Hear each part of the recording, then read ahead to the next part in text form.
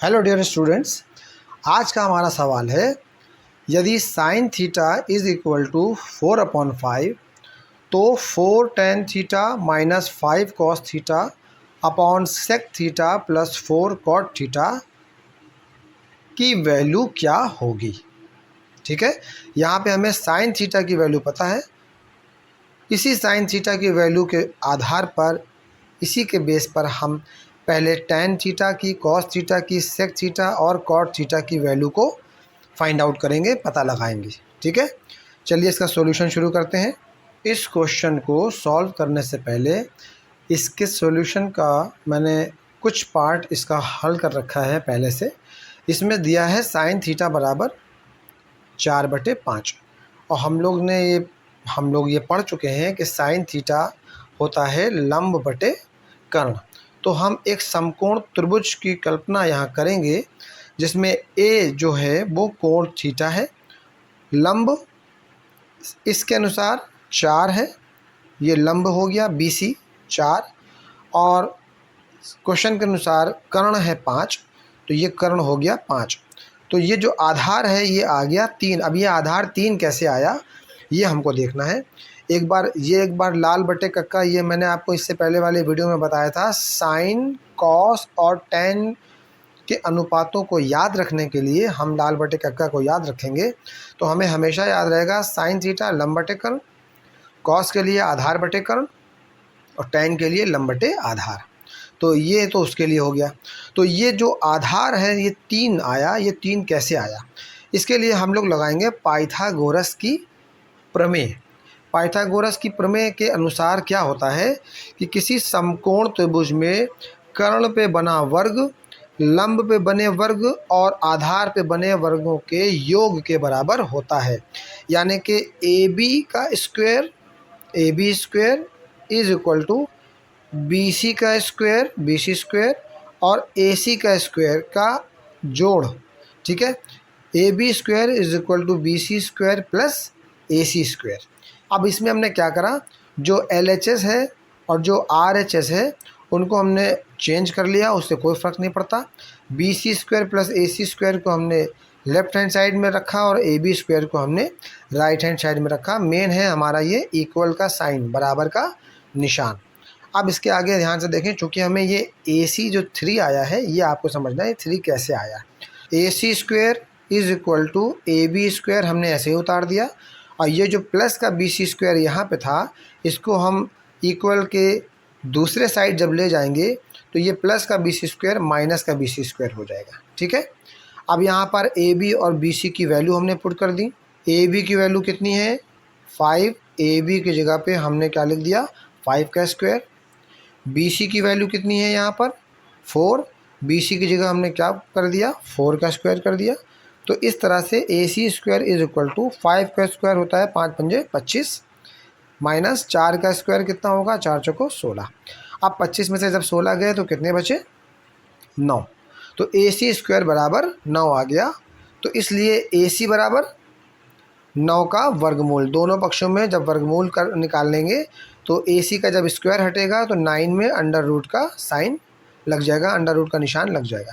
तो 9 का वर्गमूल कितना होता है 3, क्योंकि 3 को 3 से गुणा करने पे 3 तियाँ 9 आता है। तो इस तरह से AC की वैल्यू हमने निकाल दी 3, यानी कि ये AC जो हमारा आधार था वो आ गया 3।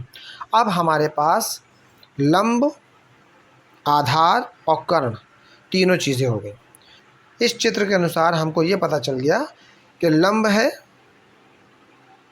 4, आधार है 3 और कर्ण है 5।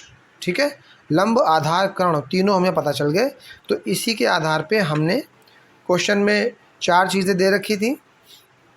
तो tan थीटा की वैल्यू लाल बटे कक्का से लंब बटे आधार, लंब 4 है आधार 3 है तो 4/3।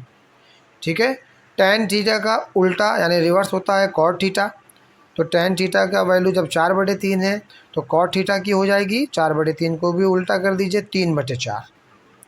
ठीक है, cos थीटा आधार बटे कर्ण, आधार 3 है कर्ण 5 है 3/5। और cos थीटा का अपोजिट होता है सेक थीटा, या हम कह दें इसका रिवर्स, इसका उल्टा होता है सेक थीटा। तो सेक थीटा की वैल्यू होगी कॉस थीटा के उलट, यानी 3/5 है तो ये हो जाएगा 5/3। कॉस थीटा अगर 3/5 है तो सेक थीटा हो जाएगा 5/3। तो tan theta, cos theta, sec theta और कॉट थीटा की वैल्यू हमने निकाल ली। तो वैल्यू हमें किसकी निकालनी थी? 4 tan theta -5 cos theta upon sec theta plus 4 cot theta. अब हमें इसकी वैल्यू निकालनी है। अब हम सबकी वैल्यू पुट कर दें। जो वैल्यू अभी हम लोगों ने निकाली है वो वैल्यू इसमें रखने जा रहे हैं, ठीक है। तो चलिए बढ़ते हैं आगे। 4 की जगह पे 4 आ गया, इंटू tan थीटा की वैल्यू है 4/3, 4/3 लिख दिया, माइनस, ठीक है।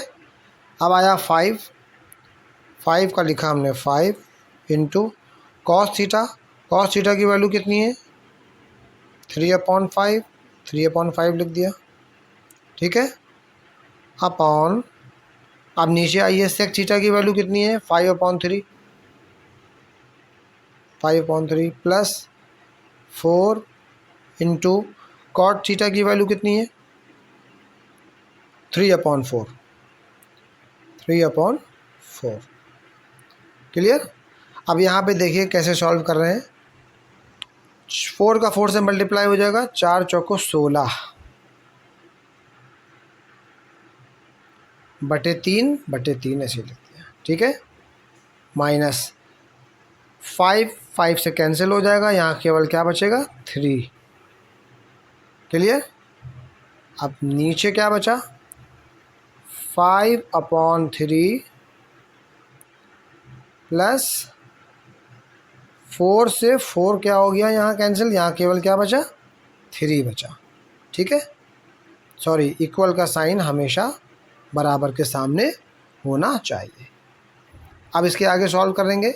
एलसीएम लेने पर ये जो 3 है इसका मल्टीप्लाई यहाँ 3 से हो जाएगा, तो ये बन जाएगा 16 माइनस 3 इंटू 3 कितना आ जाएगा यहाँ पे? 9/3, ठीक है। और नीचे इसी तरह से 5 लिखा, एलसीएम लेने पे यहाँ पे 3 का मल्टीप्लाई 3 से हो जाएगा, 3 3 कितना आ जाएगा यहाँ पे? 9 प्लस करके 9/3, ठीक है। 16 में से 9 गए, कितने बचे? 7, ठीक है, 7/3। और बटे के नीचे 9 में 5 जोड़ गए, कितना आ गए? 14/3, जैसे था वैसे बटे 3। अब वही चीज़ आपको अपनानी है जो मैंने आपको इससे पहले बताई थी। जब 2 बटे की संख्या खुद बटे में आ जाए तो क्या करते हैं? सबसे नीचे वाली सबसे ऊपर चली जाती है और ये नीचे उतर के इसके साथ आ जाती है। तो यहाँ पे आ गया 7, ये 3 ऊपर चला गया, 7 गुणे 3 बटे के नीचे 14, इसके बगल में आ जाएगा 3, 3 से 3 कैंसिल हो गया, और 7 से 14 को कैंसिल कर दीजिए। 7 1 जा 7, 7 2 जा 14, 7 1 7, 7 दूनी 14। अब आप अगर ध्यान देंगे तो क्या बचा यहाँ पे? ऊपर बचा 1, नीचे बचा ओनली 2, तो इज़ इक्वल टू 1/2, ठीक है। तो 4 tan theta minus 5 cos theta upon sec theta plus 4 cot theta की वैल्यू, सबकी वैल्यू पुट करने के बाद कैलकुलेट किया हमने। कैलकुलेशन करने के बाद लास्ट में हमारा आंसर आया 1/2। ये इसका आंसर आ गया, ठीक है। मिलते हैं आपसे अगले वीडियो में एक और नए सवाल के साथ। Thanks for watching.